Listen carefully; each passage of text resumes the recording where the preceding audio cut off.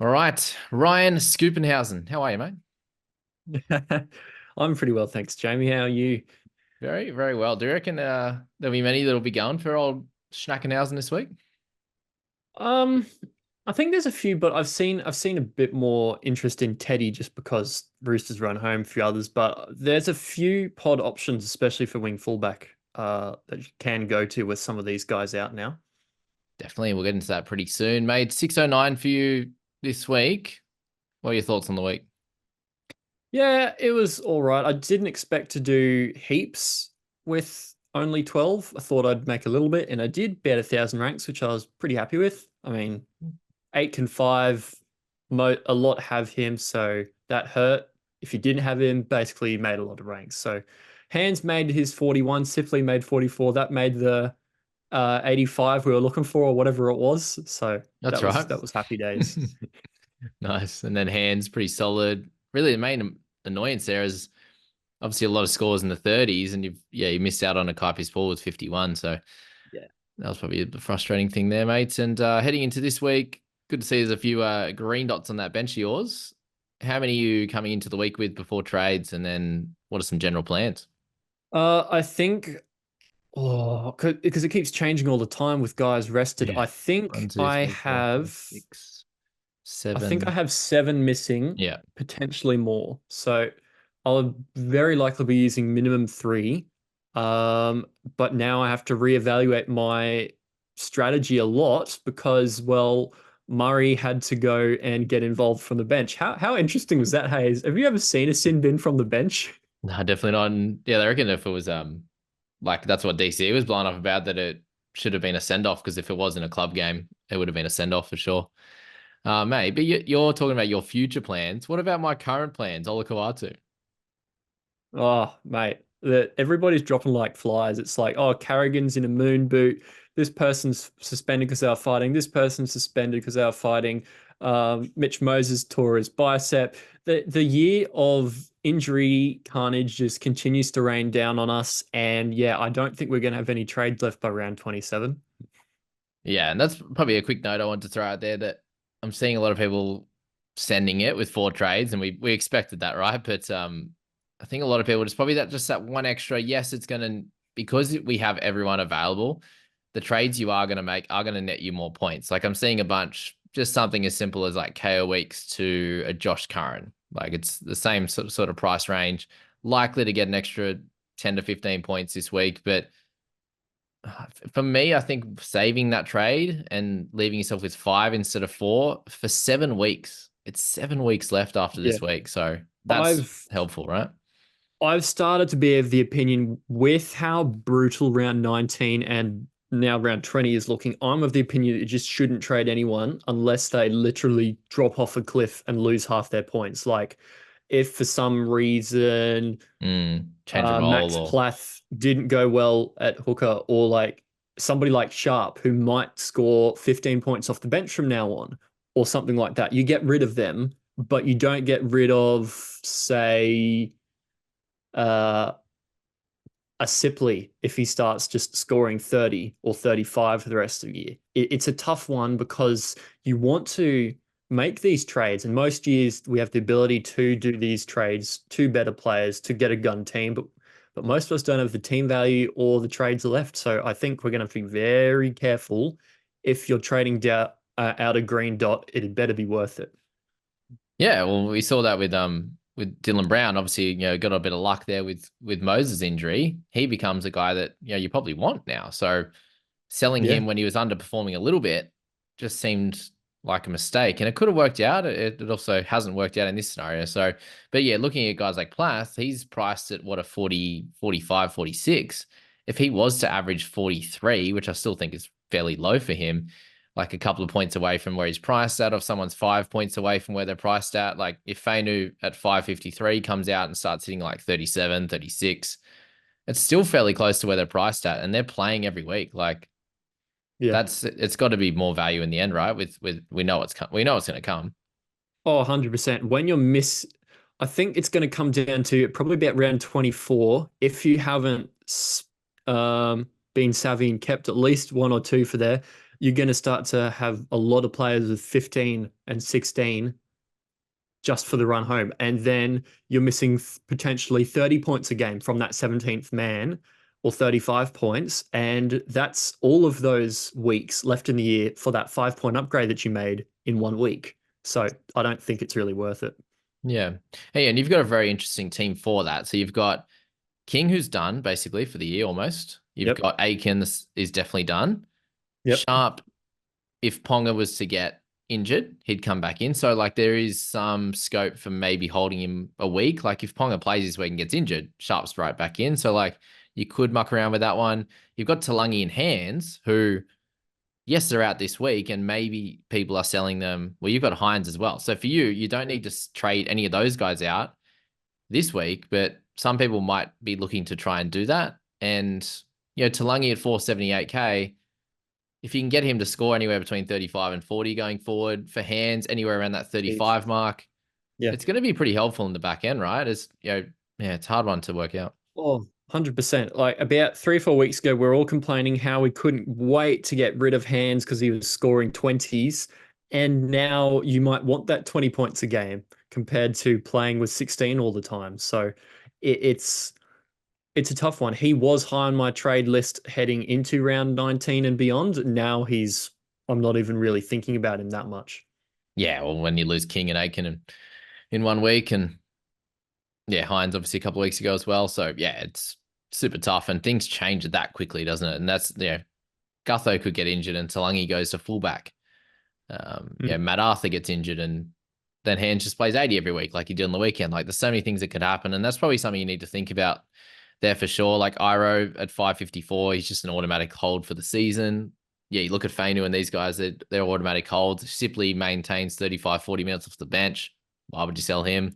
Like, yeah, this week can be made really difficult because there's so many options, but also think it can be made really, really simple where if you just trade out injury guys, you're still going to be left with less than one trade per week. You just can't afford to make those luxury upgrades. No, it's pretty simple. I saw a lot of people a week or two ago saying, "Oh, I'm going to trade out Hughes to Cleary when Munster's back," and it's like, really? And now No, it's like, nah, just don't do that. Just don't. he's just still one of the top tier guys for the rest of the season anyway. So Yeah. Well, he's just about the top half at the moment.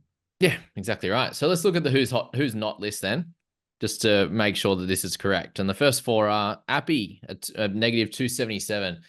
If you're sitting with just the 8 trades left, is Appy someone that you have to hold if it's even if he's out for 2 weeks? Let's say that he's also on the extended this week. So let's just say it's 1 week. Probably a clear hold, isn't he?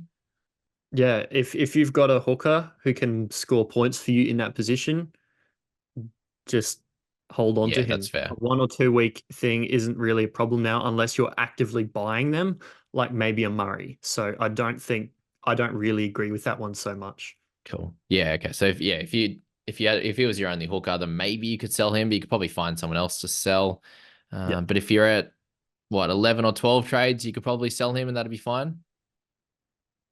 Probably.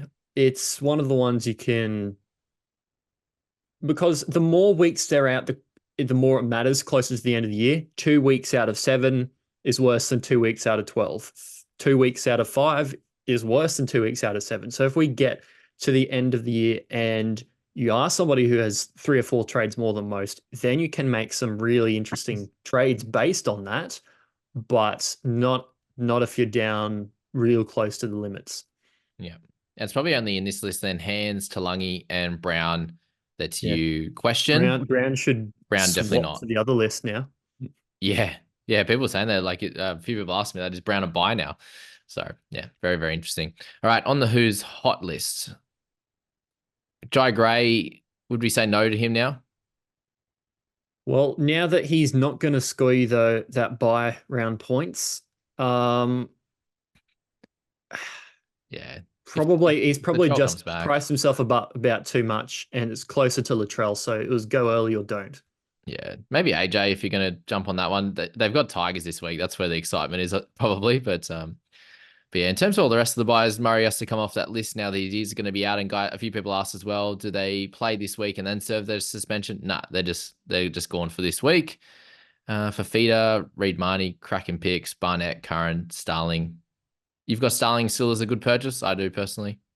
Yeah, like in the situation where if you had an Appy and only an Appy, Starling would be a good one to get you through if you for some reason had sold hands early. Beautiful. And mate, what's your thoughts on Cleary? What's the pros of getting him, and then what would be the benefits of not getting him this week? Benefits of getting him would be all the captains are getting destroyed, and it's a pod option to David Fafita potentially, and maybe one or two others. Yep. Don't mind that. It's rare that you get like a Payne Haas or a Cleary at this low ownership at this time of year.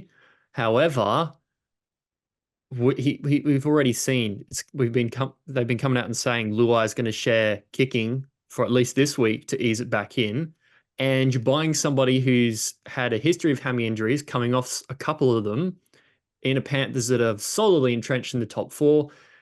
Is this a game where Cleary just goes off early? I don't know if he's really a good captaincy option anyway, and a lot of people will be buying him to captain him. And what if he's out for some reason? There's just a lot of things that I'd say probably wait a week if you can, and make that big gun trade for him as like your last gun maybe next week. Mm. Yeah, next week's Dragons. This week they're up against Dolphins, who are actually they've been fairly leaky. They're having those like 30v26 type of Mm. scores. Yeah, so if he's goal kicking and they play really well, could be sweet, but they could also be fairly decimated too. And speaking of Panthers, did you see I don't know if you saw the video, you would have been busy, but Bizza is still in his full kit. Has He's just touched down home this afternoon. He was on the flight in his full oh kit, and legend. he's still in there now. He looks dead tired. So if he backs up this week, welcome the soft tissue injury. Let's say that. I wouldn't imagine he'd play. That's for Good sure. stuff. Okay, so that's the easy one for why not as well. So yeah, I think just the pod play, I agree with that, is probably the big standout for Cleary. And on the why not is obviously to do with the break even and potential for injury. I'd say is probably the two big Yeah. ones. And maybe you just keep a little bit of cash in the bank for next week. I think that's the play I'm probably going to take, whether it's a couple hundred or 300 or something like that, so I can move on. It could be a Willison. It could just be an Yep. injury. It could, yeah, something will happen. Wishart in the next few weeks. Like there's those types of guys Mm. we can look to move on. But mates, who is your, let's go, number 1 and 2 target for this week? For my team personally, it would have been probably Murray. Unfortunately, not anymore. Nope. Uh, as a general pick, if you don't have any of these players, I really do think David Fafita is just like he's the solid captain for the run home, and it's going to be hard and scary not to own him. If Angus Crichton hadn't just played in a brutal war for 80 minutes practically, he he would be high on the list too because a lot of people sold him. So it'd be interesting, but that's more of a hard one. I think Campbell, now that we've seen Keeney drop out of the team, seems a lot safer, but he's expensive now. Hey, like, 80 odd. Yeah. yeah. So now that we've got, Gets the duel next week as well. yeah, It's tough not that's tough selling him a few weeks ago to watch that yeah, last week. He's doing it I with would, ease. yeah, I would say Ponga's a really good buy considering he only played a few minutes at Origin. Except we all have quite a lot of decent wing fullbacks and centers already. Don't know whether that improves your team as much as like a good mid or like a Fafita or something like that. Mm, It's sort of a tough one to know because he's had a week back, eased into it, looked decent in Origin. so It's just yeah, pretty expensive. Should you go for a Teddy if you're going to pay up that much with absolute storming run home? So it's hard to nail down a top one or two or three picks because there's just so many ways you can go this week because there's a lot of trade outs and great. there's a lot of trade ins. Hey, it's like That's you can great. pick Yeah. 10. We're all gonna have fairly different sides. The only one that probably changes out. So last week we spoke about really the only two guys on this list that will play every game, most likely. I suppose Campbell goes into that list as well now, but it was Fafita and it was Aiken. Now I think it is clear that Campbell's on that list as well, but Colin Matangi replaces Aiken. as another Mm. guy that will play every single game from here on in. And obviously, we'll play lock now for a minimum the next 2 weeks and play good minutes. He might get a little 65-minute or 63-minute type of rest, but the way he's playing at the moment is absolutely incredible. Mitch Barnett probably comes onto that list, but he did play the 50 odd minutes in Origin, and then you've got guys like Reed Marnie, like a super safe for the back end. So obviously, yeah, once Origin and round 19's out of the way, there are more on that list now, and that aren't going to get a rest. So probably there'd be my sort of top 5 targets, depending on position, obviously. And then there's some mid range guys as well. How would you pen the Chris Randall v Josh Curran little decision? It's a tough one, hey, because Curran plays well in good minutes, no King. I quite like Curran as a buy. I liked Chris Randall more before the Fodawake, not the Fodawake, the Jolliffe whispers that he's going to be back in a couple weeks Mm, instead of like round 24 or whenever it was. So there yeah. may be some shuffling there, and there's just a few people in the Titans that can play lock. Randall's played a couple games at prop. Remember a couple years ago, he scored Yeah. Last monstrously year's at prop and crazy. was like, whoa, what's happening here?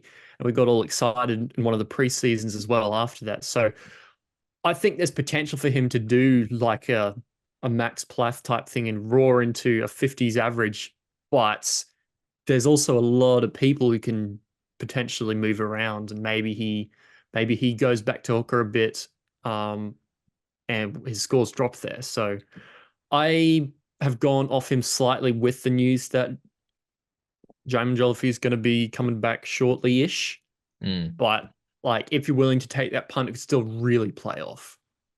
Yeah, just listen to you talk there. I think I've got Randall as the slightly riskier play, but could outscore Curran if it all goes well. I think Yes. he will outscore Yep. him. But Curran's a lot safer. And I know I also think that with their pack, like they've got a lot of sort of rookies, and outside of really Bailey Hayward on that bench, who will play mainly like lock, he's probably going to get. Do you think he gets 60 to 65, Curran, I starting? think he gets strong minutes from now on, even if it's from the bench. I did see, this is just random whispers, but I did see some talk that he would start off the interchange for Ah, still the for same. the 20 minutes and then just stay on the last 60. I could see that happening Yeah. in that type of He's done that situation. all year, hasn't he? So, Yeah. interesting. Interesting. Because yeah, if he starts, he probably just takes the exact Max King role, probably.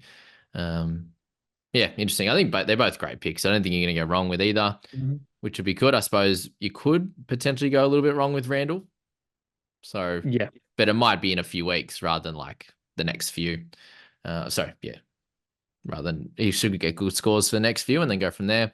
Hamaso is the interesting one in that list, mate. He's obviously fairly cheap, close to that Sarko price. Is he someone that you think that's a pretty solid one? Dual position makes it helpful as well. Yeah, well, he's at a good price now, and the Dolphins Penrith have this got week. a yeah.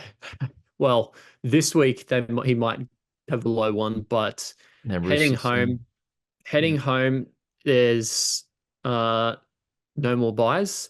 There are a few tough ones, so I don't love him as much as some others because like he's been a real good cash cow and mid-ranger in the past and scored like high 40s at times, but like I think you can do equally as well for safer, probably higher with Garrick at like about 50K higher if you don't have Garrick already. Yeah, that makes sense. Just gonna try to work out. I couldn't remember the name of the fellow that's playing for the Warriors, gonna make his debut. I think maybe his debut.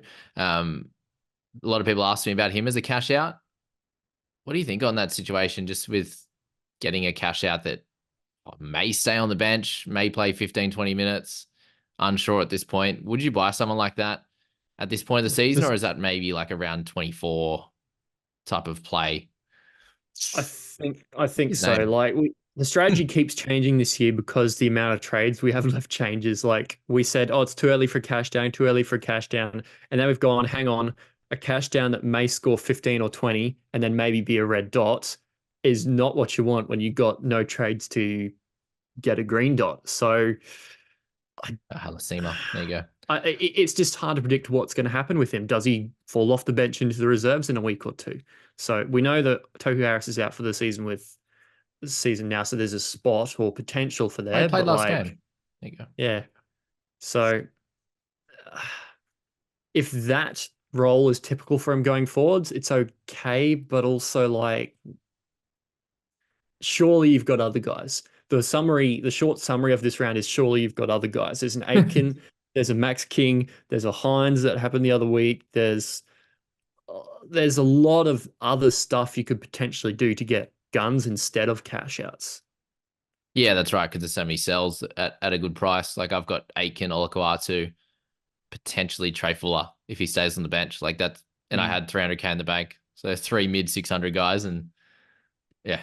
So you basically could get three guns from that. Three 750 guys I could get this Mm. week or close to it. So yeah, Yeah. you don't exactly need one. If I wanted a Starling or something like that as well, it could work out too. But good to see Hosking and Fogarty back. That's gonna be a really fun game. This one. It's gonna be hard to Yeah. tip.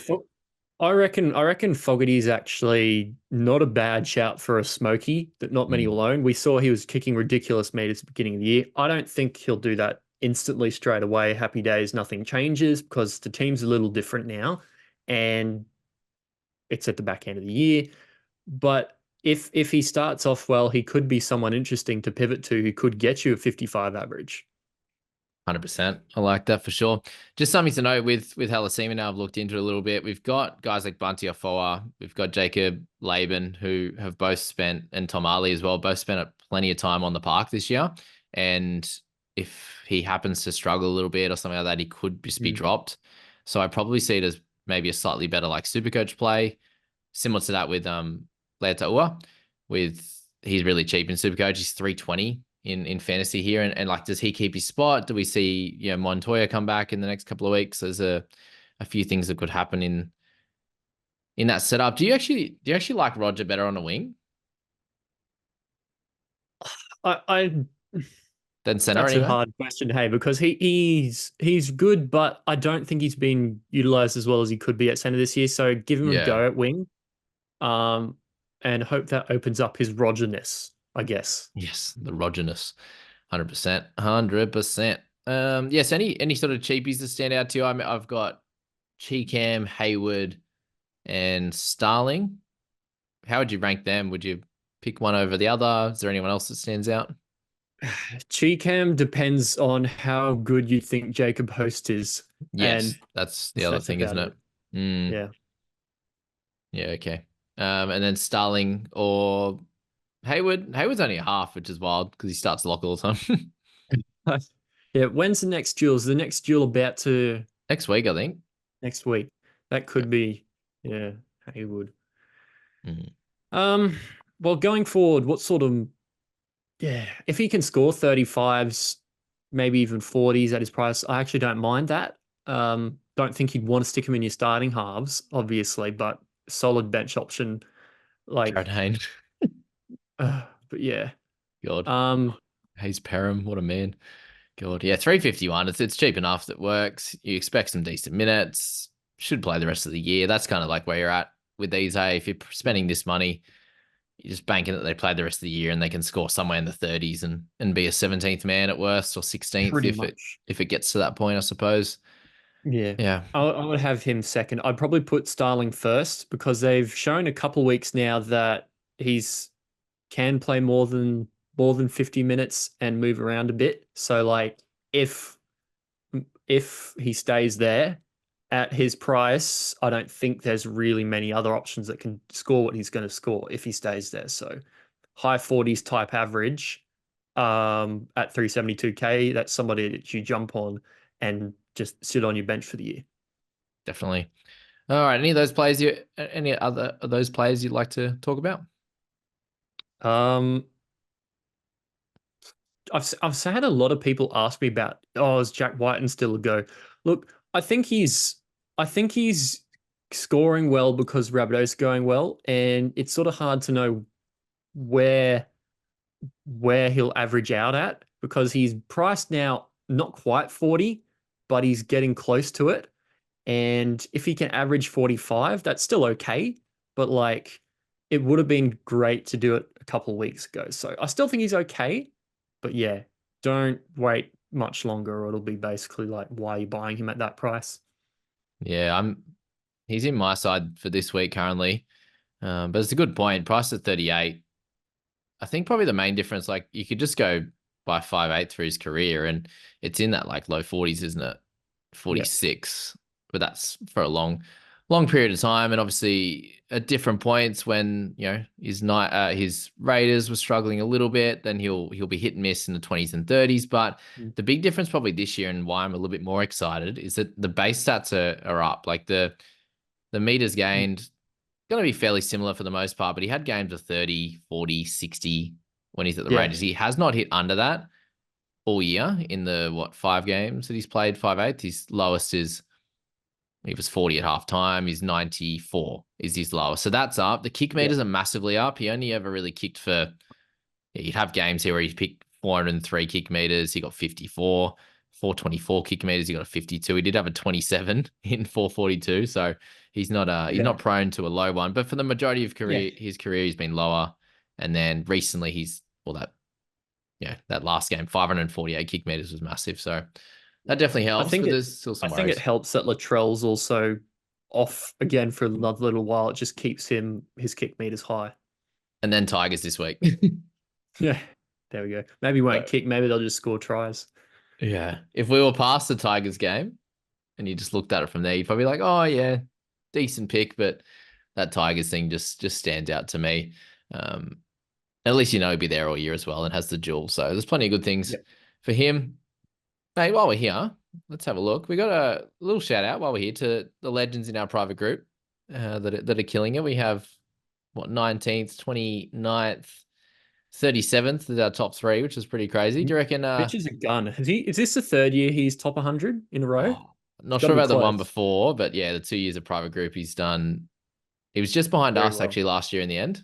And then I think it was like Mm. 115 or something. And then, yeah, 37th right now. So he's killing it. But I reckon we have a quick look at the ranking. So 15,800 is where Bevan's at. And let's have a look at the top guys from here and where they're at. So Pete, which is Mark Jessup's brother, hilarious how that one's played out. Really? Oh, that's great. The That's guy that great. doesn't do the podcast is killing it. So he's 186 points ahead of Bevan. So how does he make it up? That's the big question here. So Pete, he's done it a little bit of a different way. I think he's had Eisenhuth the whole way. He picked up Tane Milne as well. Tane So Milne. just a bit different, which is cool. Well, He's got Dom Young in Dom there. Young. So there's definitely room to like either for him to really pull away or guys like Yeah. Bevan who are probably a little bit more traditional to catch up as well. Yeah, it's a team that it's different to the rest, so it won't just stagnate and sit there and maybe win and maybe lose. It'll do one or the other, and you'll know pretty quick. Definitely, yeah. So you got Isaiah Yo and as a bit of a difference maker here. Had Arrow and Eisenhuth as well, but I imagine they'll leave the side. There's Nickera, there's Cook. There's a few different things in there, like Jai Gray. Like how well does he go this week against Tigers? So yeah, Yeah, 186 points. It's nothing, is it? So I remember yeah, last year, obviously, we had a really big gap from number one even to number two for a lot of the back end of the yeah. season, right? So it's so close this year. You got Pete up there, and then it's 11 points into 7 points Wow. into three. So it's been changing every week too. The lead. I think Kushla had it maybe 2 weeks in a row, and then just dropped back Yeah, to third, but it's so close anyway. yeah. Well, the top seven are within 55 points of each other. Yeah, wow, That's pretty really incredible. close. Look at Benji's Busters slowly moving up the ranks with all those extra trades. Still there. Hey, I'll have to have a look because he's probably sitting with maybe 3 or 4 extra still. Hey, I haven't Probably. looked I haven't looked since last week, I think. But yeah, Matty B. So they all have all these guys in the top have a dragon. What are we missing? Oh, yeah. It's Not having dragons. everybody. Oh, the Eisenhuth stuff that we were excited about at the beginning of the year, and they're like, nah, nah, nah, nah. Leilua's coming over, and then we all missed him. That cooked So us, didn't these it? Because I guys knew what was was so happening. keen. I was so These keen guys on knew him. what was happening. Oh, rough. All right. So he's got Latrell. He's got Teddy down Olaquatu, there. that'll hurt. Ugh. Yeah. Don't talk about it. Even Stefano. So like, yeah, those guys can kind of turn around. They all have Jaden Campbell, of course they do. Yeah, Kushla 599 last week, but who's he got coming back? Holding Latrell. Oh, he ran out of trades, right? So he's got Kohler, Mitchell, Yo. All right, it's going clean up duty this week. So yeah, if you can somehow not make 4 trades this week, I think you're in a really good spot. And Yeah. where would you put that, mate? If happy to lose a few points and a few rankings this week just to save some trades, or how do you If think it they is? make Just try and stick with it. if you're going to make the trade next week anyway that you're going to make this week, just do it this week. But if you're going to make a trade just so you can have players, that doesn't sort of work out for you long term. I think that's a bad idea because, as I was saying before, that extra 5, 10 points can get eaten up in 1 or 2 weeks when you don't have that player and somebody else has somebody scoring 30 on their bench. Yeah, that's right. Play with 16, you're losing out from 40 points or something like that, and that little marginal upgrade didn't work out too well, did it? But actually, how good's that? The photo. Is that Kyle Levette? What a man. Kyle Lovett, Kyle Levette, however we say it. Good stuff. I think we'll leave with that actually. Who's Riley in 6th spot? Is that Galvin? Fuck yeah, go Galvin. So cool photo. If you have a bit of a scroll, some of the photos will be always fun. Sean Johnson OnlyFans. How good's that? How if good's if that? if Mark's brother wins it, does he just replace Mark on the podcast next year? I reckon we put that out, create a little petition or a little poll or something. I listened to their pod today with him on there just to get some insight, and he seemed just as smart, and he probably could jump straight in and do that. But there you go. Yeah, squad values hasn't gone too crazy out of the way either. No one's really hitting Yeah. over that 14 mil. I think. Last year we were just about to touch 15. This Yeah. year, no. Does anybody have 14 in those top players? Not really. That's crazy. Hey, what a year. Oh wow, a couple down there, Oh, but Don, they're a bit back. get him, Don. There you go. 19th, 29th. What's Bevan got? 13.5. So he's a little bit lower. But yeah, that's Mm. wild. So that's good. It means that, yeah, that was the thing last year. I feel like you could have been like 750K ahead of people like in 1,000th or 2,000th spot. But now it's only sort of 500K or something like that from 2,700 where the head-to-head squad's at. So they're not just going to have 2 extra guns than you, and you got to get really lucky with pods. So yeah, you can kind of continue to make some ground, which is fun. So good stuff, legends. All right, I'll let Scoop go and have some dinner. That'll be beautiful. And what is for dinner? What do we know for everyone here? D? I've finished off the shepherd's pie. I'll have to figure out what I'm going to make tonight. Wasn't that last week? Yeah, made a lot. Make a lot. He's a Keep simple eating. man, guys. We love him. He's a simple man. We'll find out next week what he made for this week. Sounds good. All right, see you later.